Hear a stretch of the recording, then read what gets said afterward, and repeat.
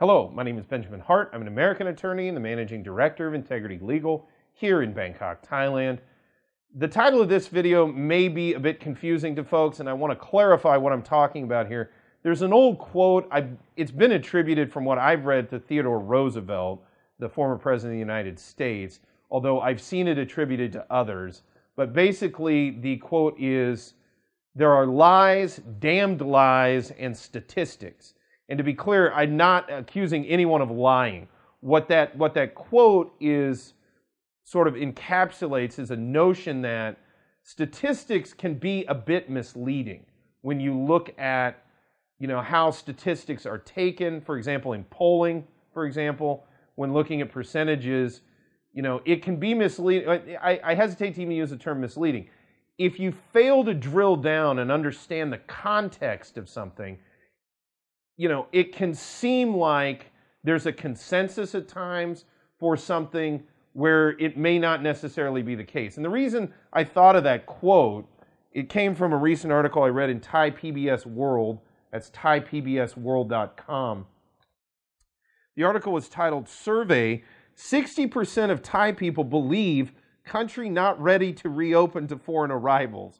And I don't mean to kind of chuckle a little bit here, but I was really shocked by that because I cannot imagine 60% of the Thai people, at least that I'm talking to, and I do talk to Thai people from all walks of life here in Thailand, there doesn't seem to be a major 60% consensus amongst them to not have foreign arrivals come back. In fact, I think many people, you could say, are chomping at the bit to get foreign arrivals back into Thailand because, of the economic effects that they bring with them.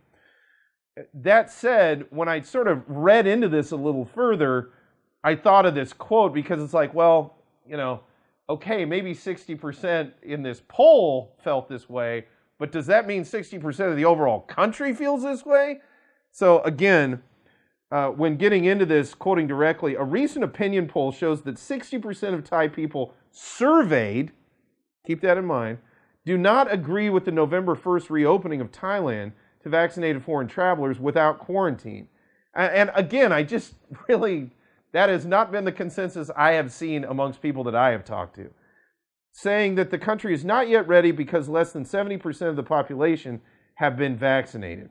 Quoting further, on the other hand, the survey also shows that 39.9% of those surveyed agree that the November 1st target is timely. I thought that was a little redundant. I quoted it anyway, but yeah, of course, if 60.1% think one thing and 39.9% think another thing, and again, it appears this was like a yes-no poll, which may have an impact on how people answer when you think about it. But more to the point, I thought this was more insightful. Quoting directly, the Suan Dusit poll by Suan Dusit University gathered opinions of 1,392 people from various groups across the country between October 11th and 14th. Well, my question is how far across the country did you go in a couple of days to find this information?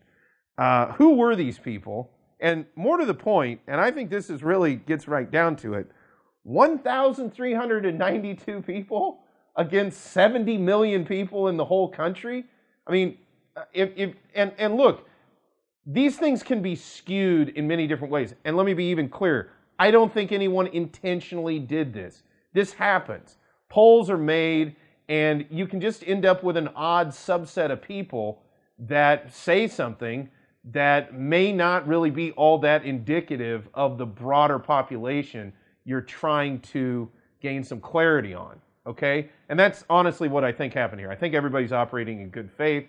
I just think that perhaps these particular 1,392 people may not necessarily fully reflect the thinking of everyone here in Thailand.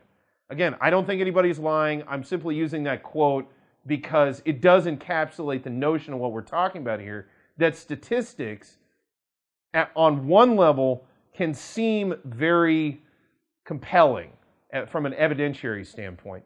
But at the same time, until you drill down and start to really get a feel for how these statistics were derived, it may not, until you do that, you may not be getting the best or the fullest picture of what we're looking at here. Look, Thailand has 70 million people. As we've discussed in many other videos on this channel, the Tourism Council of Thailand about a year ago figured that between 2 to 3 million Thais were put directly out of work just from the tourism sector shutting down.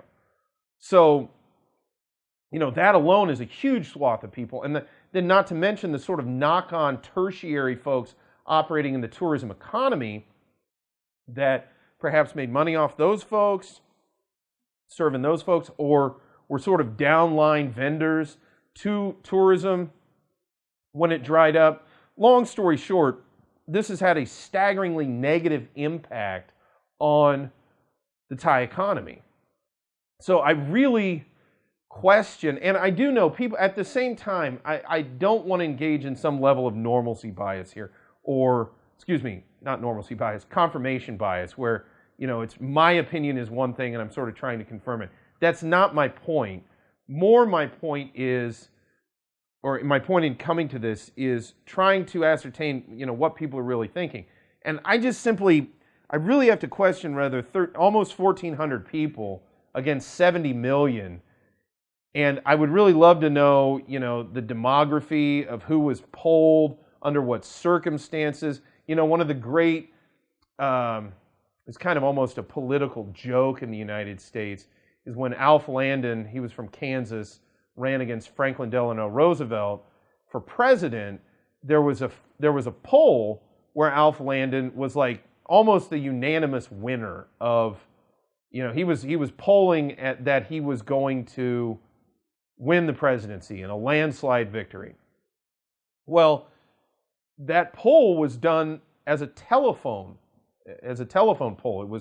Polling was conducted by telephone. Well, this was at a time when telephones were not like ubiquitous in America. It was something that, quite frankly, upper middle and wealthy people, maybe not even middle class people, but upper middle class and wealthy people had. So Alf Landon was the candidate of that subset. They liked him.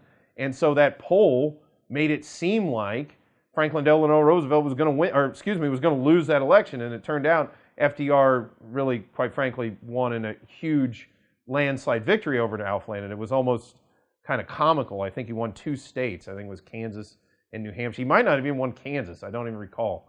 In any event, long story short, I saw this poll the first time I saw it. 60% of Thai folks don't think we're ready to reopen. And I'm here to tell you, if you found 1,400 people in the tourism sector, I think it would go probably not 60%. It'd probably be 100% the other way. If you went to other sectors, it might go. Certain folks in the medical sector might go totally the opposite direction. I don't know, but long story short, and again, I'm not implying that anybody's out there purposely trying to mislead. Not the point of this video. The point of the video is, when I first saw this, I just said, man, that does not seem to comport with what I'm seeing on the ground. And then when I dug in a little bit further, sort of the sampling criteria and everything made me really question whether or not, this in fact is indicative of the overall sentiment here in the Kingdom of Thailand. Because in my opinion, from what I'm seeing over here, Thai folks, everybody is really welcoming the reopening, and we're all hoping to put this behind us, get some tourism back here, and, see Thailand smile again.